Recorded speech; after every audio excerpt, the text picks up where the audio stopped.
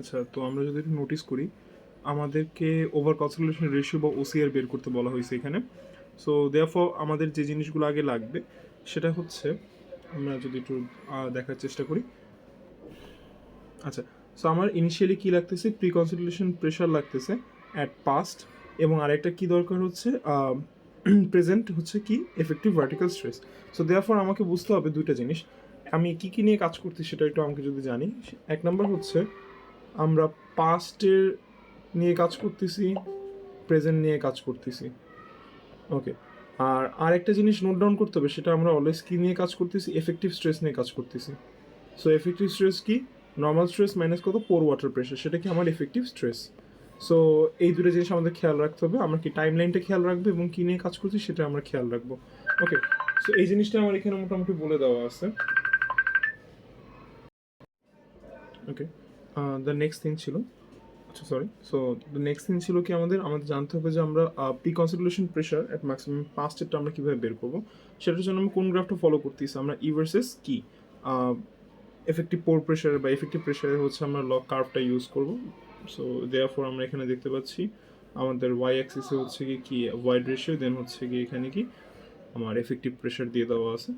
So এটা দেখা গেল মোটামুটি।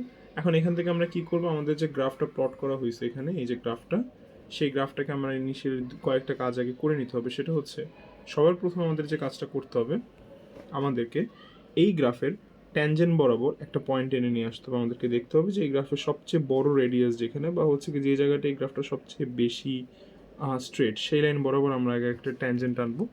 দেয়ারফর এই ট্যানজেন্টটা যে পয়েন্টে ছেদ করবে, সাপোজ ইটস এ পয়েন্ট, এই এ পয়েন্ট থেকে আমরা দেন কী করবো, একটা ভার্টিক্যাল লাইন টানবো। ভার্টিক্যাল লাইন টানার পরে পরবর্তীতে আমাদের যে কোণটা তৈরি হবে সেটাকে কী করবো, সেটাকে আমরা দ্বিখণ্ডিত করব। সো দেখা যাচ্ছে যে দ্বিখণ্ডিত যে কোণটা তৈরি হয়েছে আমাদের, এটা হচ্ছে এই যে সরি এই কোণটা মাঝখান দিয়ে যেটা চলে গেলো সেটা হচ্ছে আমাদের দ্বিখণ্ডিত কোণ।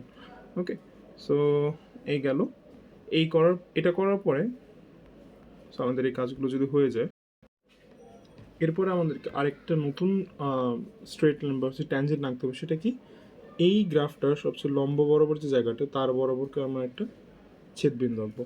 সো যদি আমরা একটু কনসাইজ করে বলতে যাই, তাহলে আমরা ইনিশিয়ালি কী করতেছি, সবার প্রথমে আমরা এই যে সবচেয়ে বড় যে রেডিয়াসটা আছে সেটার উপর বেস করে একটা লাইন টানতেছি।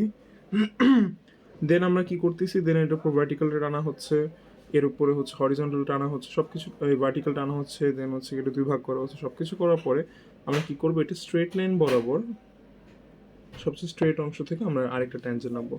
আঁকার পরে এই ট্যানজেন্টটা অ্যাকচুয়ালি যে পয়েন্টে ছেদ করতেছে, যে পয়েন্টে বলতে কি এই যে আমাদের এফ পয়েন্টে যেটা ছেদ করতেছে তার করসপন্ডিং আমরা নিচে চলে আসবো।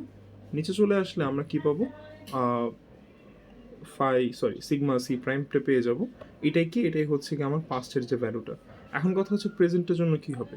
প্রেজেন্টের জন্য জিনিসটা ইজি, আমাদেরকে জাস্ট ভ্যালু একটা বলে দিবে যে প্রেজেন্ট আমার স্কেলে কত আছে বা এরকম, তার ক্ষেত্রে ওসিআর এর রেশিও বের করতে। আচ্ছা, তো দেখো ওসিআর এর কী কী বলা আছে এখানে, ওসিআর এর বেশ কিছু প্যারামিটার বলে দিছে। বলছি নর্মালি কনসোলিডেটেড সয়েলের জন্য কী হবে, ওসিআর রেশিও কত, 1 থেকে 2 এর মধ্যে হবে। যদি সেটা ওভার কনসোলিডেটেড হয়ে থাকে তার ভ্যালু কী হবে, 2 এর থেকে অনেক বড় হবে। জাস্ট এই দুইটা প্যারামিটার আমাদেরকে বলে দেওয়া আছে, জাস্ট এতটুকুই। ওকে।